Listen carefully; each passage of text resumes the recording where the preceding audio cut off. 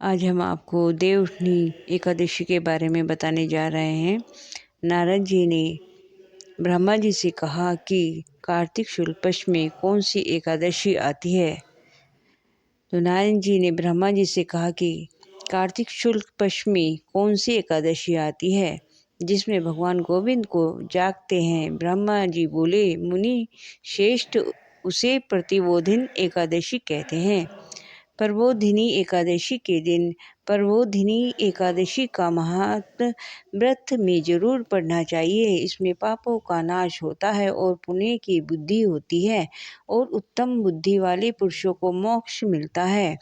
इसे देवउठनी एकादशी भी कहते हैं। इस दिन अगर जो उपवास रखते हैं उन्हें 1000 अश्वमेघ और 100 यज्ञों का फल मिलता है। तब ब्रह्मा जी बोले, जो मनुष्य भक्ति पूर्वक उपवास करता है, हरिबोधिनी एकादशी उसे ऐश्वर्य, संपत्ति, उत्तम बुद्धि, राज्य, शुद्ध देती है। अपने जो भी बड़े बड़े पाप पहले के हजारों जन्मों में किए हैं उन सबको यह एकादशी खत्म कर देती है। जो लोग इस एकादशी को मन से ध्यान करते तथा जो इसके व्रत का अनुष्ठान करते हैं उसके पितर नरक के दुखों से छुटकारा पाकर मोक्ष पा जाते हैं। आप संपूर्ण तीर्थों में नहाकर और पृथ्वी दान करके जो फल प्राप्त करते हैं वो सिर्फ एकादशी के दिन श्री हरि के जागरण करने से मिल जाता है। जैसे मनुष्य के लिए मृत्यु अनिवार्य है उसी प्रकार धन संपत्ति जैसा समझकर एकादशी का व्रत करना चाहिए। कार्तिक की हरिबोधिनी एकादशी पुत्र और पौत्र भी देती है। साथ ही ज्ञान है वही योग, तपस्या और मोक्ष प्राप्त है। इस एकादशी से मनुष्य को आत्मा का बोध होता है। जो इस दिन कथा सुनते हैं उन्हें 7 दीपों के दान का फल मिलता है। जो कथावाचक की पूजा करते हैं उन्हें भी उत्तम लोक मिलता है। कार्तिक मास में जो तुलसी से भगवान की पूजा करता है वो 10,000 जन्मों के पाप क्षमा कर लेता है। जो कार्तिक में वृंदा का दर्शन करता है वो 1000 युग का वैकुंठ में निवास करते हैं। जो तुलसी की जड़ में जल डालते हैं वो निसंतान नहीं रहते, उनका वंश फलता फूलता है।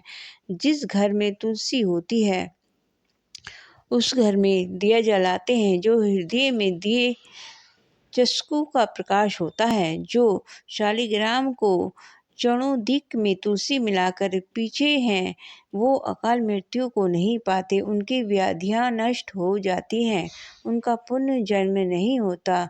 जो चतुर्थ मास में मौन धारण करते हैं उन्हें सोने और तिल का दान करना चाहिए। जो कार्तिक मास में नमक का दान करते हैं उन्हें शक्कर का दान करना चाहिए। एकादशी से पूर्णिमा तक दीपक जलाने से महापुण्य मिलता है।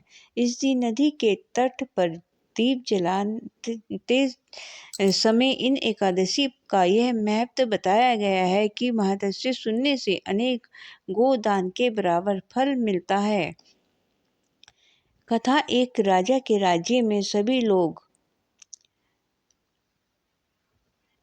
इस एकादशी का व्रत रखते थे।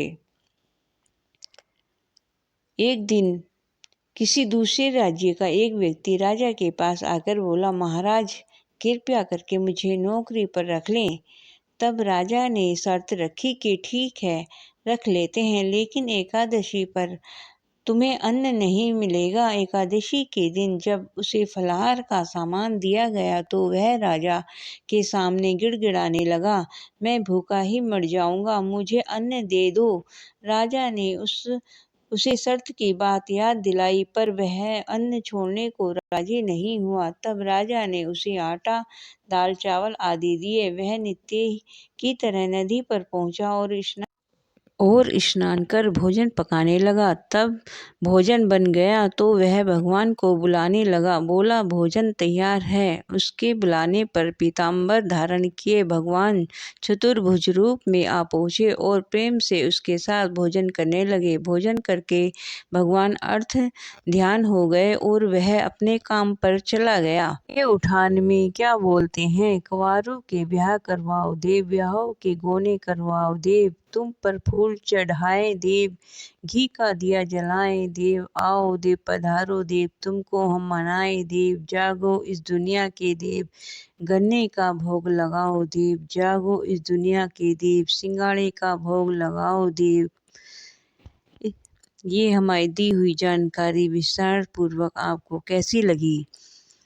इस चैनल को सब्सक्राइब करिए और वीडियो को लाइक करिए और कमेंट बॉक्स में राधे राधे, जय श्री कृष्णा, हरि मुरारी जरूर लिखिए। आपकी हर मनोकामना पूरी होगी, ऐसी हमारी विनती है भगवान से, श्री नारायण से। तो अपने देव उठने के त्यौहार को, पर्व को बड़ी श्रद्धापूर्वक मनाइए और राधे राधे बोलिए।